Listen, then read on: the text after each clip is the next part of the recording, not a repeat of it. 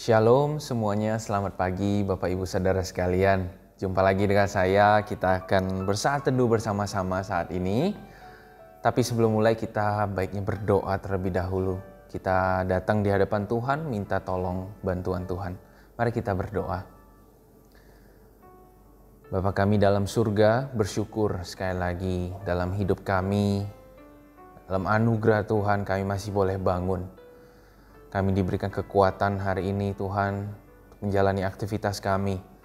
Dan kami sebelum memulai segala aktivitas kami, pekerjaan kami maupun studi kami ya Tuhan. Engkau berikan kami kesempatan untuk boleh bersaat teduh di hadapan Tuhan. Tuhan berbicaralah kepada setiap kami. Ajari kami, perlengkapi setiap kami dan Tuhan juga boleh tegur setiap kami melalui firman-Mu. Terima kasih Tuhan. Dalam nama Tuhan Yesus kami berdoa. Amin. Sekali lagi shalom Bapak Ibu Saudara. Pada pagi hari ini kita akan bersama-sama bersaat teduh dari Kisah Para Rasul 4. Kisah Para Rasul 4 ayat yang ke-18 sampai ayat yang ke-22. Saya akan bacakan buat Bapak Ibu Saudara sekalian. Kisah Para Rasul 4 ayat 18 sampai 22. Dan setelah keduanya disuruh masuk, mereka diperintahkan supaya sama sekali jangan berbicara atau mengajar lagi dalam nama Yesus. Tetapi Petrus dan Yohanes menjawab mereka, "Silahkan kamu putuskan sendiri, manakah yang benar di hadapan Allah, taat kepada kamu atau taat kepada Allah? Sebab tidak mungkin bagi kami untuk tidak berkata-kata tentang apa yang telah kami lihat dan yang telah kami dengar." Mereka semakin keras mengancam rasul-rasul itu, tetapi akhirnya melepaskan mereka juga. Sebab sidang tidak melihat jalan untuk menghukum mereka, karena takut akan orang banyak yang memuliakan nama Allah berhubung dengan apa yang telah terjadi. Sebab orang yang disembuhkan oleh mujizat itu sudah lebih dari 40 tahun umurnya. Bapak Ibu Saudara, sedemikian jauh pembacaan firman Tuhan. Kisah ini sungguh sangat berhubungan dengan yang ada di pasal 3 ketika Petrus menyembuhkan orang lumpuh. Masih ingat kisah itu? Jadi Petrus sedang jalan di dekat-dekat bait Allah, ada orang lumpuh. Yang di sini dikatakan di ayat 22, ternyata umurnya itu sudah 40 tahun. Lebih dari 40 tahun Bapak Ibu Saudara. Dan di pasal yang ketiga itu dikatakan bahwa orang lumpuh itu sudah sejak lahir. Jadi sudah sejak lahir dia itu lumpuh, sudah 40 tahun lebih dia itu lumpuh, disembuhkan oleh Petrus. Dan banyak orang yang melihat kejadian itu. Sampailah kisah itu di telinga para imam waktu itu ya, para pemuka agama Yahudi waktu itu. Lalu dipanggillah Petrus dan Yohanes, disidang di hadapan tua-tua Yahudi ya, ahli-ahli Taurat. Dan mereka intinya berkata, jangan lagi berhenti, jangan lagi pakai nama Yesus untuk menyembuhkan orang, jangan lagi berbicara tentang nama Yesus. Wah, Petrus sama Yohanes mungkin ini emosinya naik nih. Dia bilang, silahkan kamu putuskan sendiri, dijawab sama Petrus sama Yohanes. Manakah yang benar di hadapan Allah? Taat kepada kamu, nyuruh kami ini berhenti ngomong nama Yesus, atau taat kepada Allah yang menyuruh kami untuk tetap menyuarakan nama Yesus? Sebab tidak mungkin bagi kami untuk tidak berkata-kata, kata Petrus dan Yohanes, tentang apa yang telah kami lihat dan yang telah kami dengar. Apa? Yaitu Yesus itu sendiri. Yesus itu benar-benar hidup di mata mereka. Mereka melihat Yesus berjalan, Yesus menyembuhkan. Bahkan sampai Yesus itu mati di atas kayu salib, dikuburkan. Mereka itu hadir.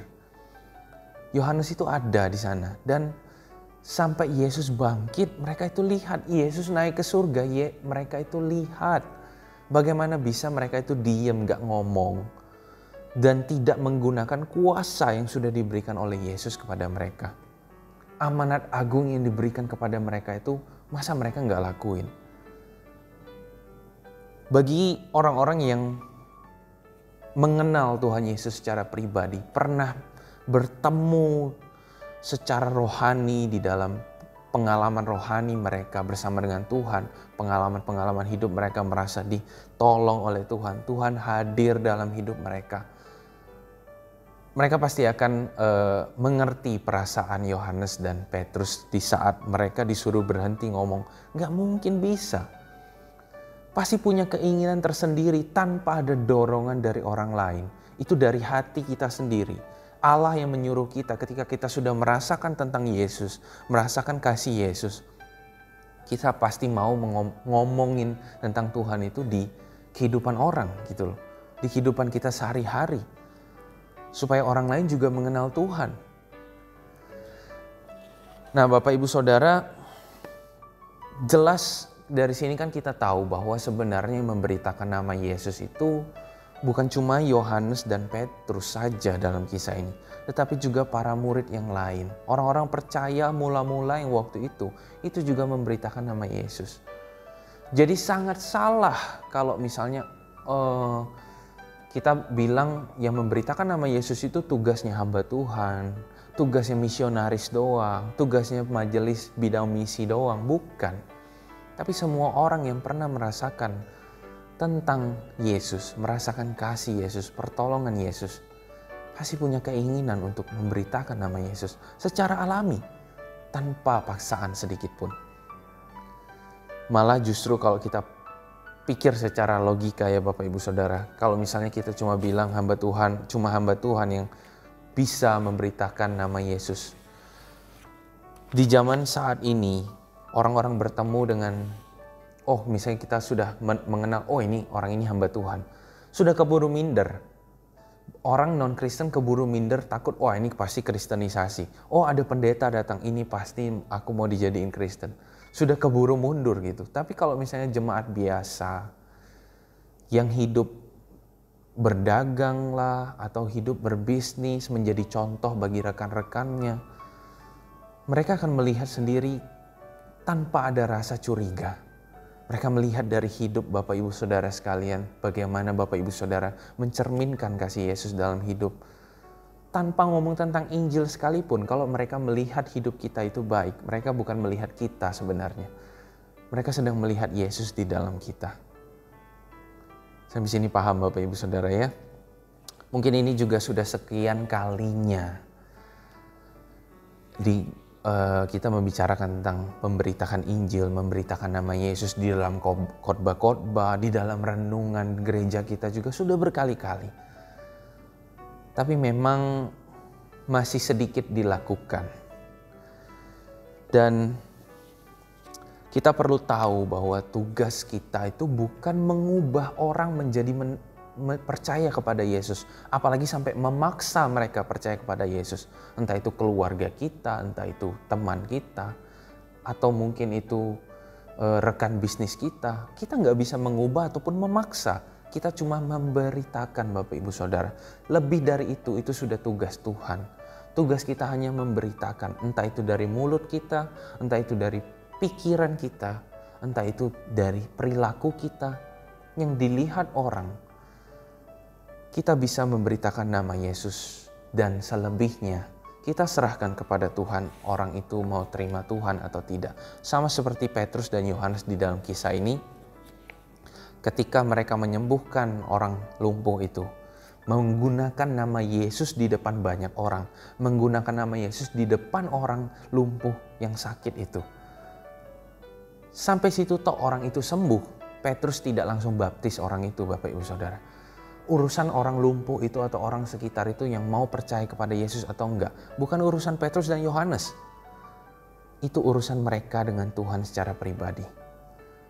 Nanti di kisah-kisah berikutnya ada juga nanti ada pejabat Romawi yang datang sendiri di hadapan Petrus yang minta dibaptis bersama dengan keluarganya juga. Padahal Petrus tidak melakukan apa-apa. Ya, jadi sebenarnya urusan orang percaya kepada Tuhan atau tidak, itu urusan mereka pribadi. Urusan kita hanya menjalankan tugas kita sebagai orang percaya, mencerminkan Yesus di dalam hidup kita maupun perkataan kita. Amin Bapak Ibu Saudara, mari kita berdoa.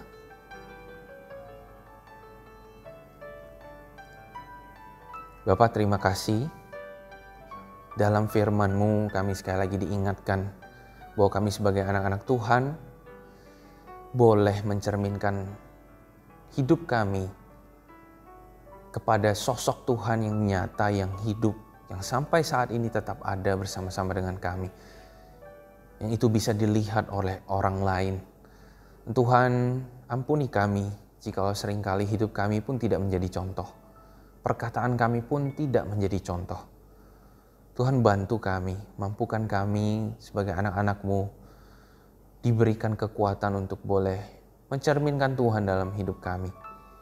Seperti Petrus dan Yohanes yang Tuhan dorong untuk terus memberitakan nama Tuhan sampai akhir hidup mereka. Berikan kami juga anugerah seperti itu, karunia seperti itu ya Tuhan, supaya dalam apapun yang kami lakukan, nama Tuhan dipermuliakan dan banyak orang juga boleh melihat Tuhan dan percaya kepada Tuhan. Tuhan, mohon beserta dengan kami dalam sepanjang aktivitas hidup kami pada hari ini. Tuhan yang beserta dengan kami dan melindungi setiap kami dan memberkati apapun yang kami kerjakan. Dan juga Tuhan boleh berkati keluarga kami dimanapun mereka berada, jauhkan mereka dari sakit penyakit. Terima kasih Tuhan Yesus. Dalam nama Tuhan Yesus Kristus kami berdoa. Amin.